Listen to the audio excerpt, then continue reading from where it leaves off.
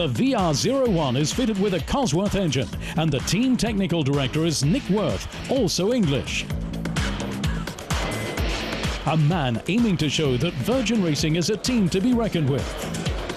We're making very good progress. The guys are doing a wonderful job, and our job is really to put the car on the grid in Bahrain and then demonstrate to the world that we can develop that car wherever we are at a rate that is better than our competitors.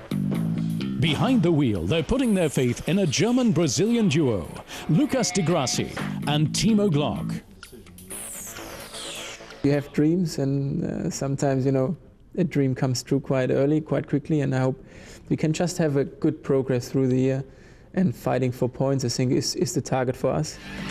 Hydraulics and engine problems. Testing didn't go all that well, and Virgin Racing has had a few problems ahead of Bahrain. Force India Formula One now have 35 races behind them, from which they've collected 13 points.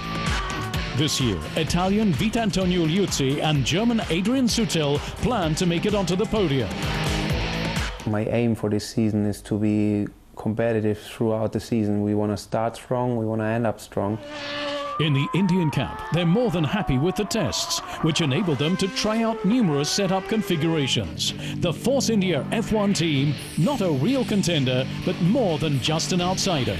Rumours around 3 more teams. Though the American dream appears to be over, US F1 has bowed out even before the season's gotten underway. The Spanish team Campos has been rescued for now by a new backer, while hectic goings-on continue behind the scenes. The Stefan GP team waits in the wings with old Toyota cars, ready to join the fray even in Bahrain.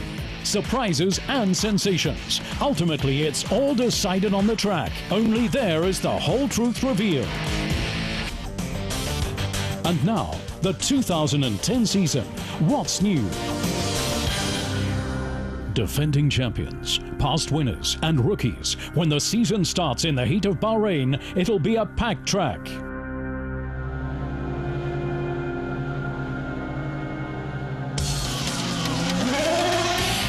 With 4 F1 debutants, the FIA has increased the grid to 13 teams, the most ever. Bigger, too, in 2010 are the tanks, as the major rule change stipulates refueling during the race is banned. The teams thus need extra efficiency and new strategies, with the drivers starting each race with over 140 kilos of fuel. With full tanks and lots of fuel, you've naturally got to drive quite differently at the start. The cars are heavier, which means you need to watch the tires and spread how you use them across the race. Heavier cars and the tires needing to be significantly more durable. The second big change of the season. The front tires will now be narrower. It's enough to get the engineers sweating, as this calls for completely new axle geometry. Narrow means less contact and thus less resistance. The key is to understand the tire material.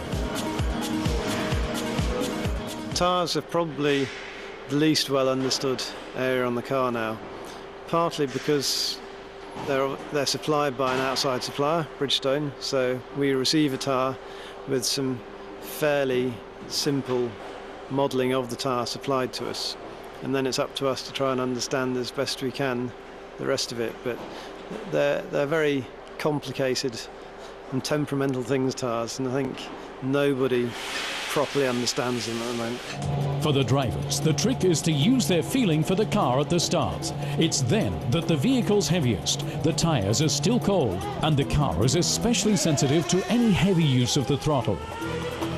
The car's minimum weight has been increased from 605 to 620 kilos, as the tank, after all, is now full to the brim.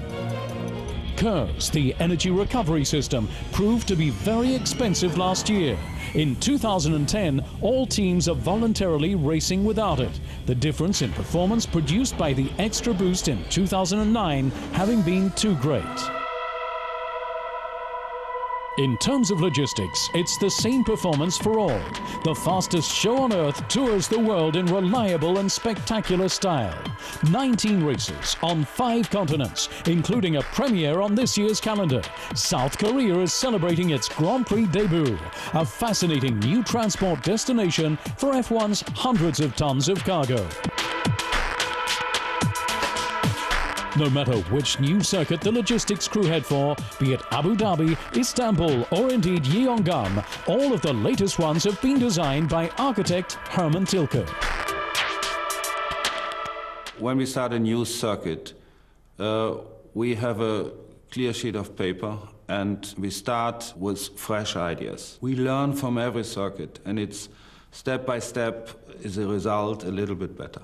When we start designing the architecture, we use the traditional elements. Not new, but back, Montreal. After other plans for North America came to nothing, the race in June 2010 will be staged in Canada once again. Incidentally, a Formula One car chalks up over 100,000 kilometers in the air each season, while covering around 9,000 on the Grand Prix circuits below. F1 motor racing, a global spectacle. After the break, we're back with the key facts on the Bahrain Grand Prix. Plus, everything about the top teams. Don't go away. Welcome back to Inside Grand Prix. Coming up, the latest news ahead of the first race in Bahrain. But now, it's all about one question. Who's going to be world champion this season? Curtain up for the Formula One season 2010. Introducing 6 teams and 12 drivers, all with one goal: to outrace everyone else. The online betting is already very lively. Who's going to be champion? Which team will win the Constructors' crown? The hunt for the best odds has begun. Hamilton and Alonso are seen here as favourites. Inside Grand Prix explains why and tells you who might potentially spoil things for them.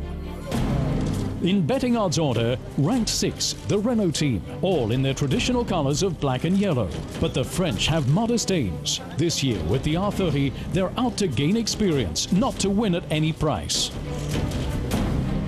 They're putting their faith in the power of the East, with drivers Robert Kubica from Poland and Vitaly Petrov from Russia. The new boy is already a star back home. You see my face? I'm very happy, very, very happy. I want to say thank you, Renault, to take me, and I try my best. For all that Eastern power, we give 3 stars out of 5. It'd be more than a surprise if Renault were to be successful in challenging the teams at the very top. Williams, by contrast, are counting firmly on a Cosworth engine, the experience of one Rubens Barrichello, and the carefree approach of newcomer Nico Hülkenberg. Go-karts, Formula 3 and GP2.